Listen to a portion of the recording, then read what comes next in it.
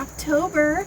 My name is Amelia and I'm from the Polk County Public Libraries, and today I'm going to show you how to make our adult take and make craft kit for the month of October.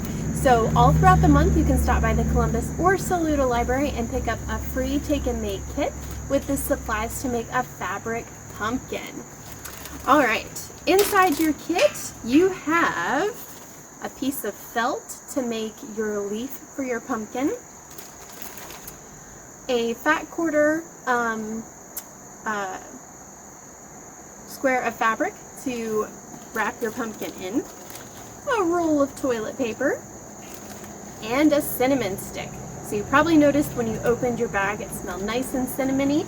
Well, we are going to use our cinnamon stick and put it inside your pumpkin. That way your pumpkin also works as a nice scented decor piece for your house.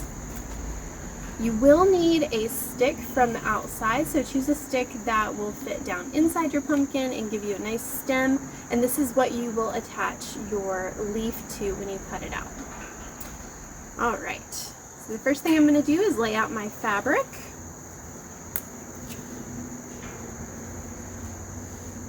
And set my toilet paper right inside there, and I'm going to start stuffing my fabric inside the toilet paper roll.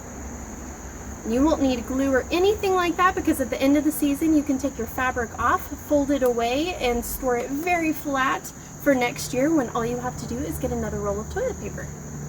So you're going to keep rolling, and you want to fluff your material just a little bit so it doesn't look like you just took fabric and put it over a toilet paper roll. So you want to make it look kind of fluffy. So you can fluff out those edges. So it looks just like that. The next part is you're going to put your cinnamon stick in. Now if you want to put your cinnamon stick right up close to the top of your stem, you can, or you can put it down in your toilet paper roll first so it's kind of hidden.